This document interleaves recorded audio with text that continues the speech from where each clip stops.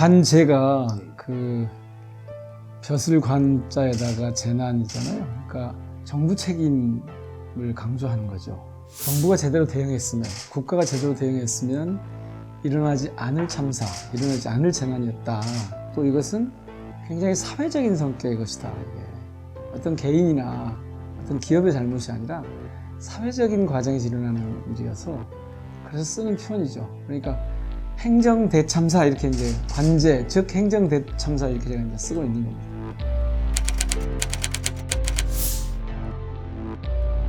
이번에는 더욱 결정적으로 관제라고 얘기하는 건 여러 차례 징후가 있었고 직접적인 신고까지 있었는데 대응을 안 한 거예요. 핵심은 그거죠. 여러 가지 징후가 있었고 신고가 있었잖아요. 벌써 4시간 전에, 서너 시간 전에 이건 사고 난다. 심지어 그때 압사라는 표현까지 등장을 하잖아요. 그런데 그거를 그냥 아무런 대응을 하지 않고 무책임하게 그냥 방관한 거죠. 지금 유족들이 다 그 얘기 하잖아요. 15 내지 20명만 거기서 이 인파 대비를 했어도 그래도 이런 사고가 나지 않는다라고 얘기하는 거거든요. 정부 대응은 이거를 참사라고 보지 않았어요. 그냥 사고라고 했어요. 사고. 근데 그냥 사고는 주체가 없어요. 그리고 거기에는 공감이 없어요. 정서적 접근이 없어요. 더 구체적으로 표현하면 사고가 났는데 그 사고에 대한 책임이나 그 사고에 대한 애도나 그 사고에 대한 슬픔이 없는 거예요. 그러니까 그냥 이거는 우연히 일어날 수 있는 사고라고 그렇게 생각해 버리는 거예요. 관제도 아니고 사회적 대참사도 아니고, 그래서 애도도 그렇게 가는 거예요. 애도 못하게 한 거잖아요. 제 표현을 하자면 분노를 분산시킨 거예요. 애도를 억압한 거예요. 왜냐하면 애도를 한다는 거는, 추모를 한다는 거는 왜? 어떤 과정을 거쳐서 누구 책임인가를 알 수 있게 된다는 얘기거든요. 그러니까 이상민 장관 같은 사람들이 그렇게 망발을 하는 거예요. 알았어도 막지 못했다. 경찰이 거기 있었어도 막지 못했다랄지. 정부가 그렇게 애도를 하려면 책임 원인 규명부터 해야 돼요. 진상부터 알아야 돼요. 누가 죽었는지, 왜 죽었는지를 알아야 애도를 할지 말지 결정이 되는 거예요. 근데 누가 죽었는지를 얘기하지 않잖아요. 그건 뭐냐 하면 세월호의 학습 효과가 있는 거예요, 정부가. 그때 보니까 유족들이 모여서 분노가 집적이 되고 폭발하면 걷잡을 수 없게 된다. 그러니까 사전에 철저하게 이를테면 애도를 진압한 거죠. 그러니까 어떻게 돼요? 추모제 한 번도 안 했잖아요. 합동 장례식도 안 치렀잖아요. 그리고 대통령은 매일같이 가서 흉내를 낸 거예요. 그러니까 이를테면 쇼를 한 거죠. 애도쇼, 추모쇼를 한 거죠. 근데 누구한테 도대체 추모를 한 거예요? 누군지도 모르는데. 거기 위패가 없었잖아요. 영정이 없었잖아요. 죽은 사람이 누군지 모르고 왜 죽었는지 모르는데 어떻게 애도가 됩니까?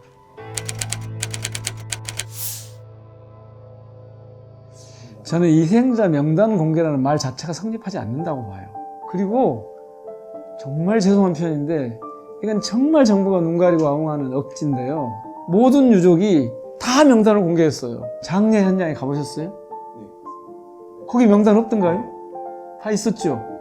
가령 이런 거잖아요. 내가 애도를 하려면 내 친구가 죽었는지, 내 가족이 어떻게 됐는지, 그러면 어떻게 돼요? 희생자 가족이 알린 거예요, 결국은.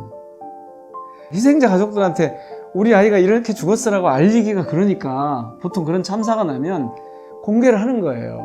사회적인 애도가 가능하게, 정부가 애도를 할 수 있도록. 모두 다 공개돼 있어요, 가보면. 근데 정부만 명단 공개를 하느니 마느니 그러고 있는 거예요. 저는 그 얘기를 듣고 이게 논란이 될 일인가? 그렇게 생각한 거예요. 이미 됐는데, 다만 그것을 대하는 우리가 어떤 모습으로 이걸 대하느냐 하는 것만 남았는데, 그 중에는 나는 내 아이의 죽음을 혹은 내 가족의 죽음을 알리고 싶지 않아, 얼굴이 드러나는 거 싫어, 이런 분들이 계실 수 있죠. 이런 분들은 공개 안 하면 되죠. 그리고 지난번에 어디 무슨 언론에서 이렇게 명단을 이렇게 했잖아요. 그게 공개인가요? 누군지도 알 수 없는데 그냥 이름만 이렇게 했잖아요. 저는 오히려 그렇게 공개하면 안 된다고 생각해요. 하려면 제대로 해야죠.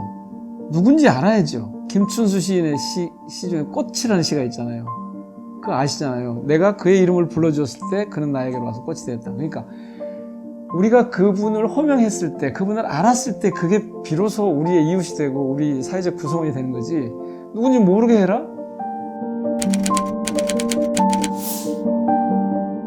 그러니까 사전에 유족들하고 그런 것에 대한 논의를 할 기회가 있었어야죠. 근데 그거를 주선 자체를 행안부가 막았잖아요. 이런 사회적인 참사에는 그 사회가 갖고 있는 기본적인 룰이 있죠. 그 룰을 가지고 유족들이 일단 만나게 해야 돼요. 뭐해서 장례는 어떻게 하면 좋겠습니까? 각각 개인적으로 치르실까요? 당연히 연락해서 경황이 없겠지만 유족 중에 대표자들이 한 분씩이라도 모이든지, 아니면 유족들이 아니더라도 대리인이라도 와서 이거 어떻게 처리했으면 좋겠냐 라고 하는 게 시민에 대한, 주권자들에 대한 A죠. 그 최소한의 A를 저버린 거예요. 사실 인륜을 저버린 거예요. 그러니까 계속 그 후로부터 엉터리 접근이 계속 나오는 거예요.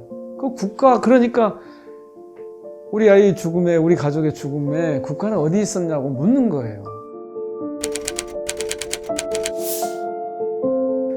거기 촛불 집회는 원래 이것 때문에 있었던 게 아닌데, 그전부터 윤석열 정부의 문제 때문에, 윤석열 정권의 문제 때문에 그 문제를 지적하는 그런 집회였는데, 집회가 진행되는 과정에 이 참사가 났고, 이 참사가 나자 추모 행사를 한번 한 거죠. 그때는 크게 보면 저는 세 가지 정도였다고 봐요. 일단은 진상을 몰라요. 진상을. 왜 죽었는지, 누가 죽었는지. 그래서 이 진상을 밝혀라. 그 다음에 진상이 밝혀지면 사과를 해야 되는 거예요. 희생자들에게, 희생자 유족들에게 사죄해야 돼요. 그런데 그 사죄는 처벌과 연관돼요. 책임과 연관돼요. 죄송합니다. 정부가 제 역할을 했으면, 국가가 그 곁에 있었으면 막을 수 있었을 텐데 못 막아서 정말 죄송합니다. 이 참사의 책임은 저희들입니다. 라고 그렇게 사죄를 해야 되는 거예요. 그러니까 노무현 대통령이 그런 말씀 하셨잖아요. 비가 적게 와도 걱정, 비가 많이 와도 걱정이었습니다. 그게 다 내 탓인 것 같았습니다. 대통령은 그런 자리입니다. 그게 기본적인 공직자의 자세예요.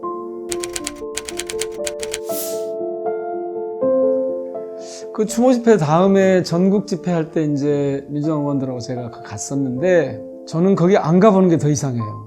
수십 명, 수백 명도 아니고 수천 명도 아니고 수만 명, 수십만 명이 모여서 뭔가 지금 외치는데 정치인이 거기를 안 가보는 게 이상하지 않아요? 진상규명과 책임자 처벌을 요구하는 기자회견이 끝나고 나서 기자들에게 이제 백브리핑을 하는 시간이었어요. 그때 어떤 기자가 집회에 갈 거냐고 물어본 거예요. 그러니까 그 자리에 자연스럽게 아니 그거 당연히 가봐야 되는 거 아니냐 이렇게 된 거예요. 그러니까 무슨 정치적인 셈을 해서 앞뒤를 따져가지고 가보자 이렇게 한 게 아니죠. 가서 이제 행진을 하면서 보니까 저쪽에는 정치인들이 안 왔다고 그래요. 아주 앰프를 고성능으로 해서 아마 그 측정을 해보면 데시벨이 엄청 높았을 거예요. 나는 그런 집회가 어떻게 그냥 아무렇지도 않게 그냥 진행되는지 모르겠던데, 그 규정을 저는 어겼을 것 같아요. 근데 거기에 정치인이 없었다면 그런 집회에 참여할 만한 정치인들이 없는 거고, 그거는 정치인들이 판단해 볼 때 그런 집회가 정치인이 가볼 만한 집회라고 생각하지 않았겠죠. 그래서 없었겠죠.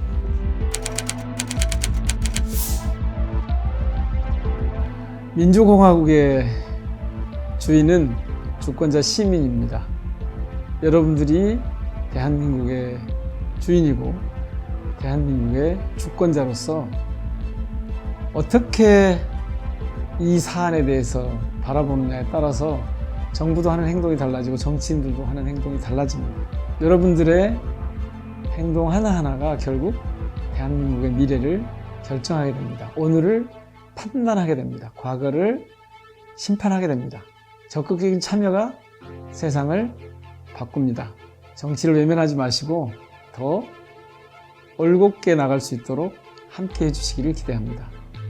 일요시사도 좋은 언론으로 성장할 수 있도록 응원해 주십시오. 고맙습니다.